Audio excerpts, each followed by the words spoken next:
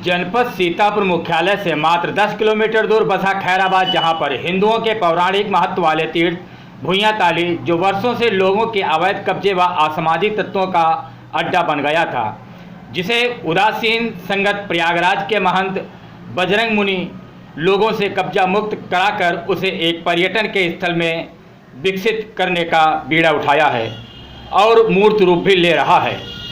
महंत बजरंग मुनि के इस प्रयास से जहां कब्जेदारों व भूमाफियाओं में दहशत का माहौल है, वहीं हिंदू समाज में खुशी का माहौल बना हुआ है।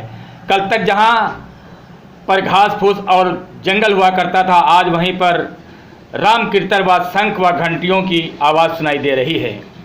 आप देख रहे हैं युगाधार समाचार। युगाधार समाचार को लाइक व शेयर करना न भूलें। हम इस समय हैं जनपद सीतापुर के खैराबाद में, जहाँ पे भुइयां ताली हिंदुओं का एक बहुत प्राचीन और सुप्रसिद्ध स्थान है, जो पूर्ण रूप से जीर्ण शीर्ण स्थिति में हुआ पहुँच गया था। हमारे साथ हैं महंत बजरंग मुनि दास जी, उदासीन दास जी, प्रमुख रूप से प्रयागराज गद्दी से हैं, संगत आश्रम से।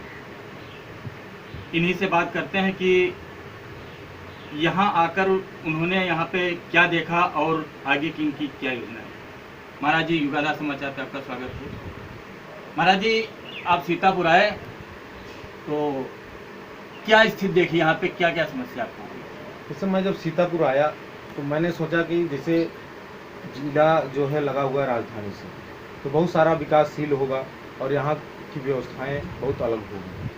परंतु जब मैं खैराबाद आया और एक दो दिन बैठ के सर्वे किया तो मैंने देखा कि यहाँ मेवात जैसी स्थिति बन रही है। जैसे मेवात में 52 गांव हिंदुओं के खाली करा दिए गए, वैसे यहाँ नगर पालिका खैराबाद की स्थिति रही और कि हिंदू धीरे धीरे यहाँ से हटाए जाने लगे।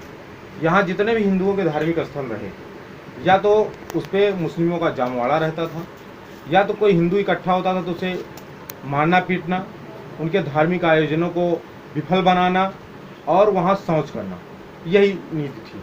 तो इसका मैंने विरोध किया और सभी ने देखा भी, शासन प्रशासन ने सहयोग किया और कई मंत्रालयों से उसके सौंदर्यीकरण के लिए पैसा भी पास हुआ, जिसका कार्य जो है क्रियाकलाप प्रारंभ है समयानुसार। काफ़ी यहाँ की ज़मीन लोगों के कब्जे में थी।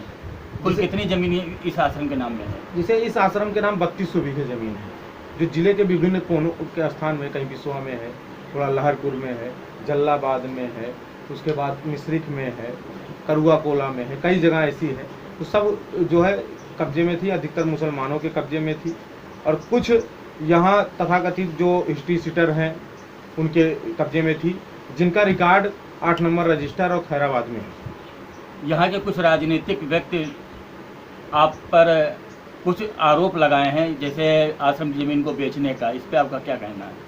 देखिए, वो तो यहाँ का समाज देख रहा है कि महाराज जी आश्रम की ज़मीन बेच रहे हैं या आश्रम को बना रहे हैं। वो इतना ही उनकी अभी हैसियत नहीं कि जिसका मैं विरोध करूँ, क्योंकि देखिए हाथी तो चली जाती है, कुत्ते भौंकते रहते हैं।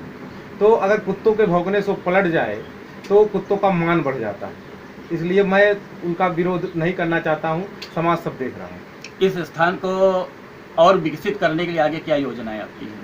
हमारी आगे योजना ये है कि जन सहयोग के माध्यम से इसका धीरे धीरे विकास करेंगे और जिस तरह अयोध्या में एक राम मंदिर बना हुआ है, उसी मॉडल में एक खैराबाद में ना बड़ा हो सका तो उसे एक प्रारूप में छोटा सा राम मंदिर यहाँ बनाएंगे।